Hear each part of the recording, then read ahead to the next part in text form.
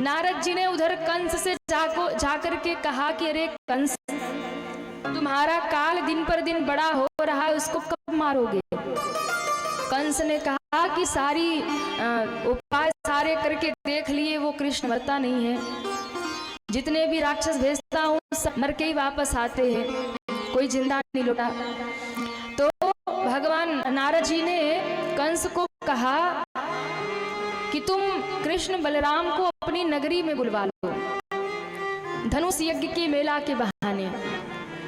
तो मेरे बुलाने से आएंगे क्यों? कहा तुम मत बुलाओ, तुम उनके चाचा अक्रूर यहाँ रहते, उनको भेजो और उनसे उनको बुलवाओ और फिर बुला करके यहाँ धोखे से मार देना।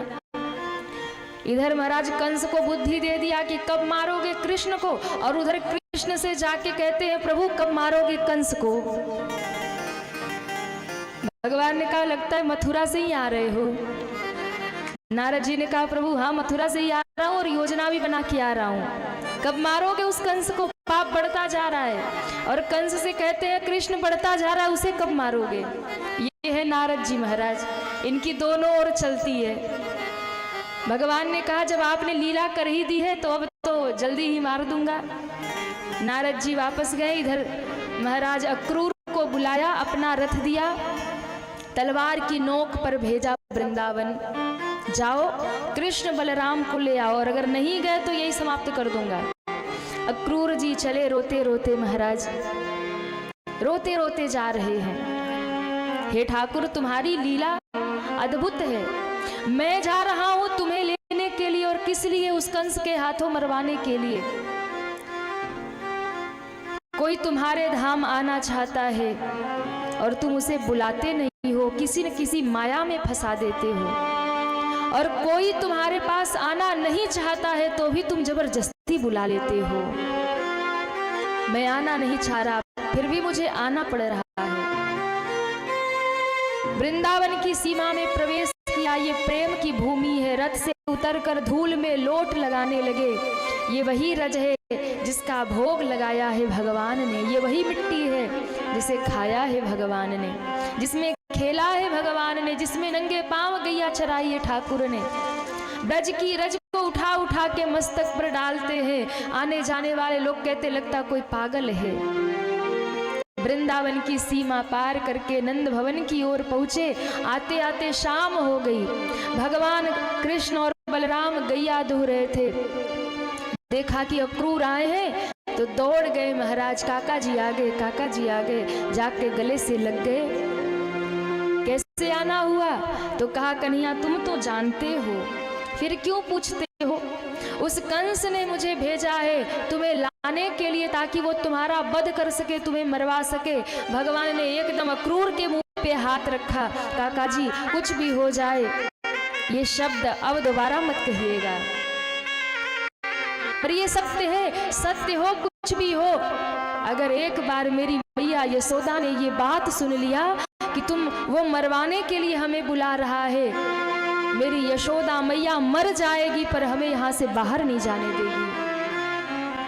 और महाराज आज एक बहुत बड़े रहस्य का उद्घाटन हुआ वृंदावन में। नंद जी के भवन में नंद बाबा बैठे, सब बैठे, चर्चा हो रही है। मैया यशोदा भोजन की थाली लगा रही। बड़े ध्यान से सुनिएगा महाराज, बड़ी मार्मिक कथा है। मैया यशोदा भोजन की थाली लगा रही थी और इतने में पूछ दिया कि बताओ भैया कैसे आना हुआ? कहा हम कृष्ण बलराम को लेने आए हैं, कंस ने निमंत्रण भेजा है धनुष यज्ञ का मेला देखने के लिए। यशोदा मैया ने तो कंस का नाम सुनते ही कहा कि मैं अपने लाला को नहीं जाने दूंगी। तो कहा कि पर हम लेने आए, हम लेकर ही जाएंगे। मैया यशोदा ने कहा कि अक्रूर क्या तुम माँ बाप की आज्ञा के बिना ले जाओगे? मेरा लाला है कन्हैया, मैं आज्ञा नहीं दूंगी ले जाने की, मैं नहीं जाने दूंगी अपने कन्हैया को, अपने बलराम को। और जैसे ही माँ यशोदा ने इतना शब्द कहा था कि अक्रूर जी के मुंह से निकल गया कि मैं इनके माता पिता से पूछ कर आया हूँ। और ये शब्द जब यशोदा जी के कानों में पड़े, नंद बाबा के कानों में पड़े कि क्या कहा आपने, क्या इनके माता पिता कोई और है?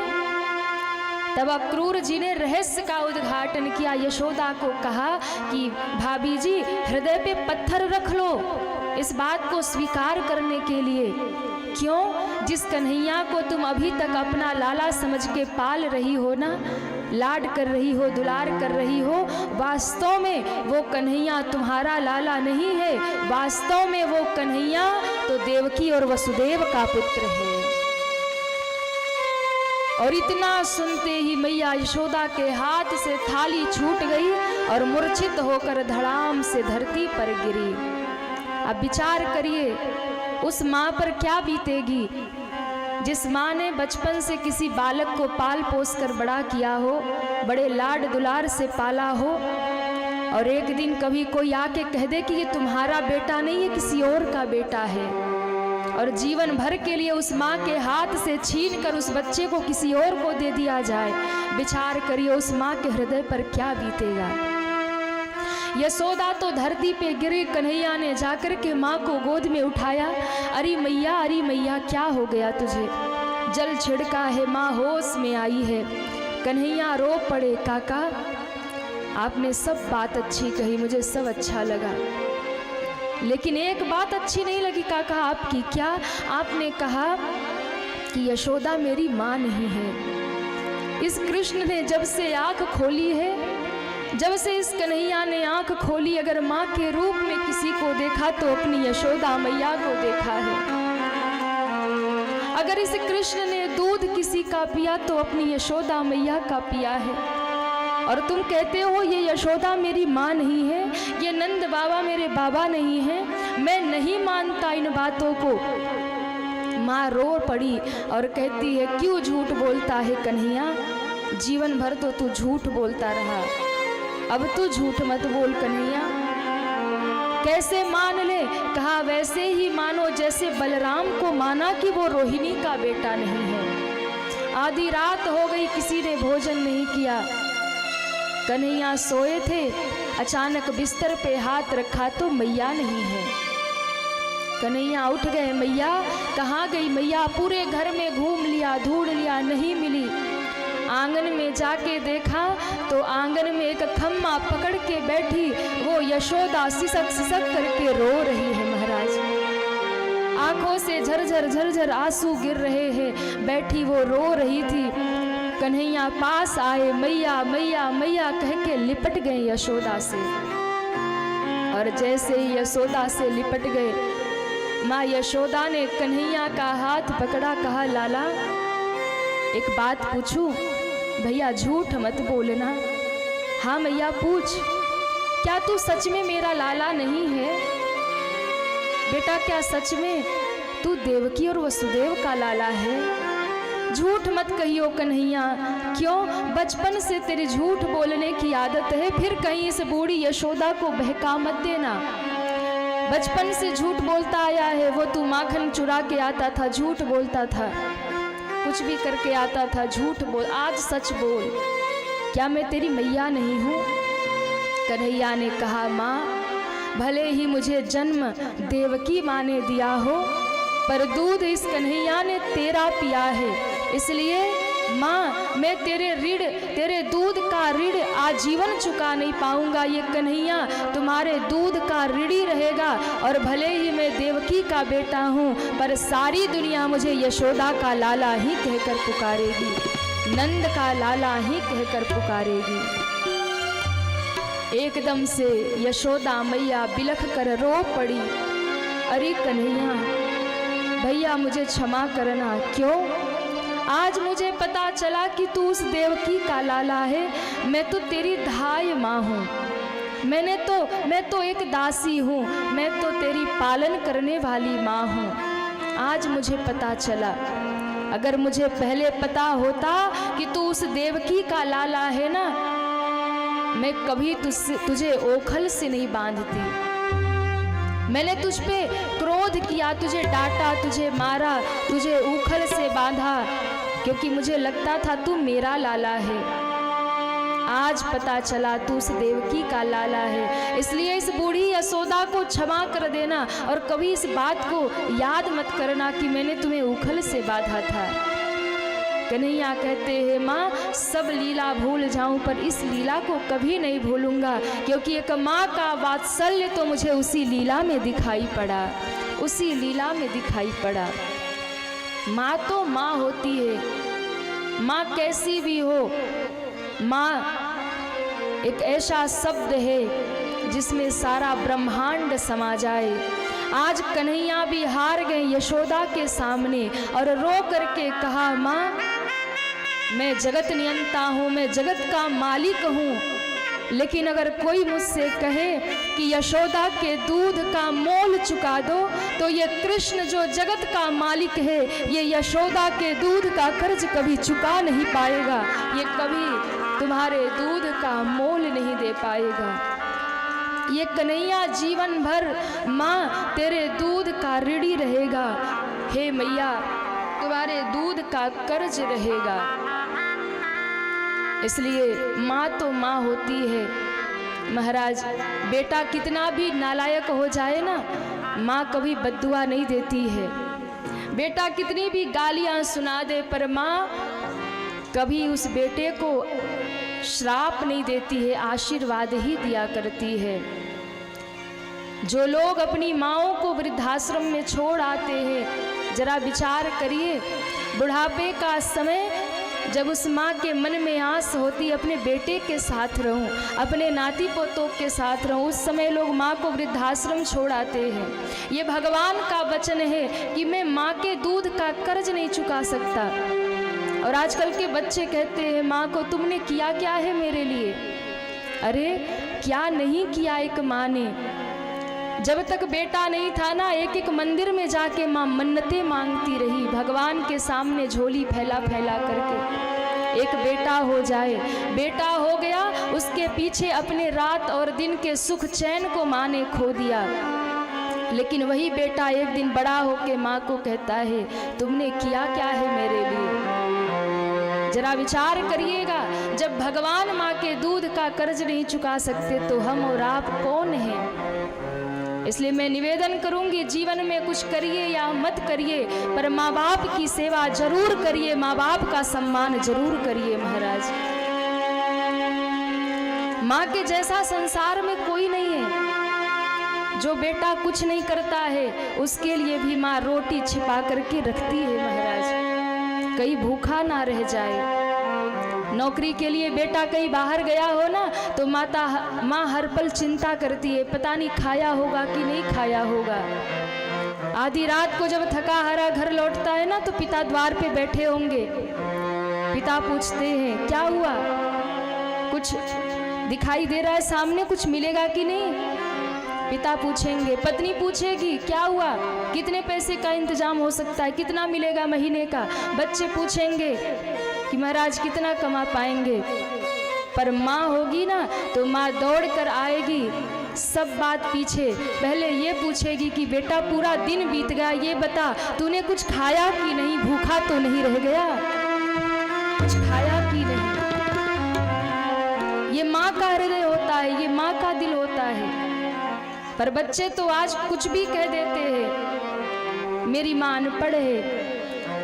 एक माँ होती है बच्चे के पीछे सारा जीवन लगा देती है, एक पिता सारा जीवन लगा देता है, एक एक पैसे इकट्ठे करके जब बच्चे को कुछ बना देते हैं ना, जब बच्चे पोस्ट पे हो जाते हैं तो समाज में माँ बाप को माँ बाप नहीं कहते, उन्हें शर्म आती है। ऐसे लोगों को भी हमने देखा है, माँ बाप को कमरे में बंद कर देते हैं, सामने नहीं लाते हैं, क्यों, हमारी इज्जत चली जाएगी। मेरी माँ अनपढ़ है। जिस माँ को तुम अनपढ़ कह रहे हो वो माँ अनपढ़ नहीं है। उस माँ से ज्यादा ज्ञान किसी के पास नहीं है। जिस माँ को अनपढ़ कह रहे हो वो माँ पढ़ लेती है कि बच्चा किस तकलीफ में है।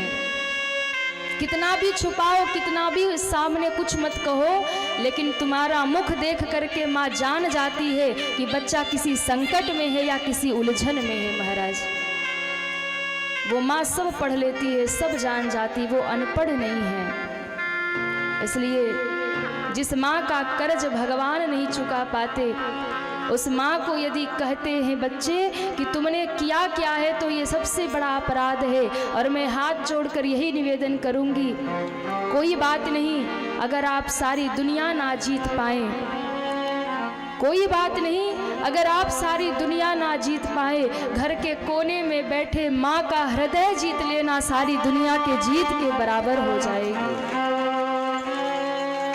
अगर किस्मत तेरी अच्छी है तो लक्ष्मी तेरी दासी है। अगर किस्मत तेरी अच्छी है तो लक्ष्मी तेरी दासी है। कर लो माँ बाप की सेवा, उनके चरणों में ही मथुरा है और काशी है। उनके चरणों में मथुरा और काशी है। महाराज सारी दुनिया जीत लिया और कोने में बैठे माँ बाप रो रहे, घर के कोने में माँ बाप दुखी हैं। वो जीत किसी काम की नहीं है महाराज। सौभाग्यशाली होता है वो जिसके सर पे छत होता है। सौभाग्यशाली होता है वो जिसके सर पे माँ बाप होते हैं, कोई डांटने वाला होता है। वरना जाकर के उनको देखिए जिनके पास माँ नहीं है, पिता नहीं है, वो कैसे तरसते हैं माँ बाप के प्यार के लिए। और ये बात उन्हें समझ में नहीं आती, जिनके पास माँ बाप है, जब तक माँ घर में है, जब तक बूढ़े पिता घर में हैं, ये बात समझ नहीं आती है। और जब माँ बाप नहीं रहते हैं ना, तब वो समझ में आता है महाराज। इसलिए माँ बाप अगर बूढ़े भी घर में है ना, तो उनका आदर करो। क्यों? पुराना वृक्ष, पुराना पेड़ अगर आंगन में हो ना, भले ही वो आपको फल ना दे, भले ही वो आपको फूल ना दे, पर पुराना पेड़ अगर आंगन में है तो छाया जरूर देगा महाराज। माँ बाप आंगन में है, कुछ तुम्हें दे ना दे, पर बैठे बैठे दुआ जरूर देंगे, आशीर्वाद जरूर देंगे, जो तुम्हें दिनों रात आगे बढ़ाएगा। आशीर्वाद जरूर देंगे। इसलिए माँ घर में है, पिता घर में है, तो आदर करो उनका, सम्मान करो उनका।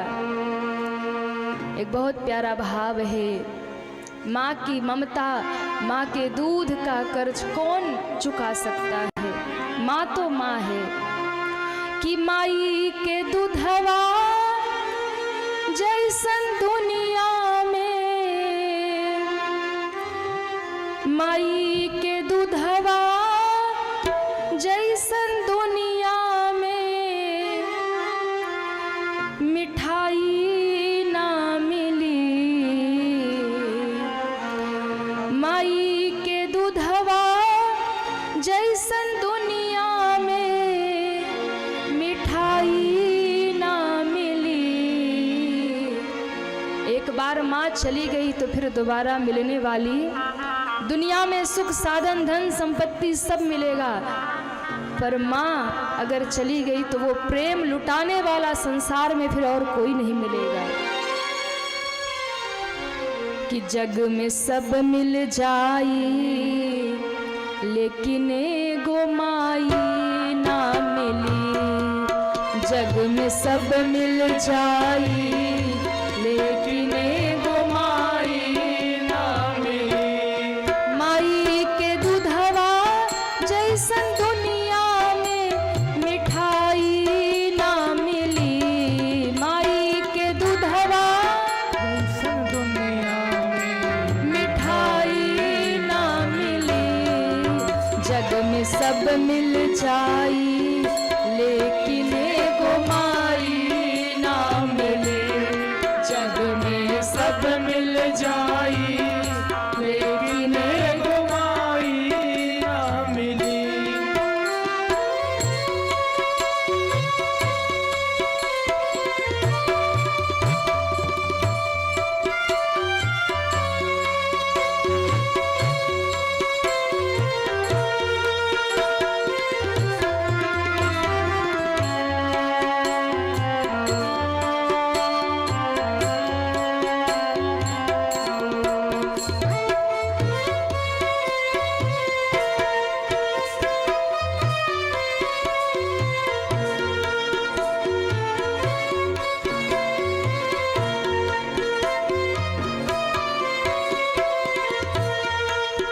माँ का त्याग, माँ का बलिदान कितना है।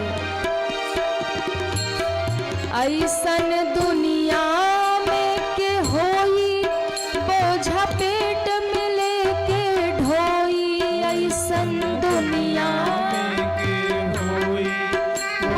पेट में लेके ढोई, ऐसन दुनिया में के होई, बोझा पेट में लेके ढोई, ऐसन दुनिया में के होई, बोझा पेट में लेके ढोई। दुख में तनिको ना घबराई, संकट जे हंस के सही जाई, दुख में तन को ना घबराई, संकट जे हंस के सह जाई। ऐसन करे वाला के हो भलाई ना मिली, जग में सब मिल जाई लेकिन एगो माई ना मिली, जग में सब मिल जाई लेकिन एगो माई ना मिली। माई के दूधवा जैसन दुनिया में मिठाई ना मिली, माई के दूधवा जैसन दुनिया में मिठाई ना मिली, जग में सब मिल जाई लेकिन एगो माई ना मिली, जग में सब मिल जाई, लेकिन एगो माई ना मिली। सब मिल जाई लेकिन एगो माई ना मिली, जग में सब मिल जाई लेकिन एगो माई ना मिली, लेकिन एगो माई ना मिली। लेकिन एगो माई ना मिली। कि माई के अचरा जैसन दुनिया में, माई के अचरा जैसन दुनिया में रजाई ना मिली, जग में सब मिल जाई लेकिन एगो माई ना। इसलिए माँ तो माँ है, और जब तक माँ रहे ना तब तक उस माँ का कभी दिल मत दुखाइए, जब तक माँ रहे कभी उसको कड़वा शब्द ना कहिए। महाराज माँ ने रो के कहा, कन्हैया ने कहा, माँ तुम धीरज धरो माँ, परसों में आ जाऊंगा। सुबह हुई है, कृष्ण और बलराम रथ पर बैठकर विदा होने लगे, पूरा ब्रज रोने लगा।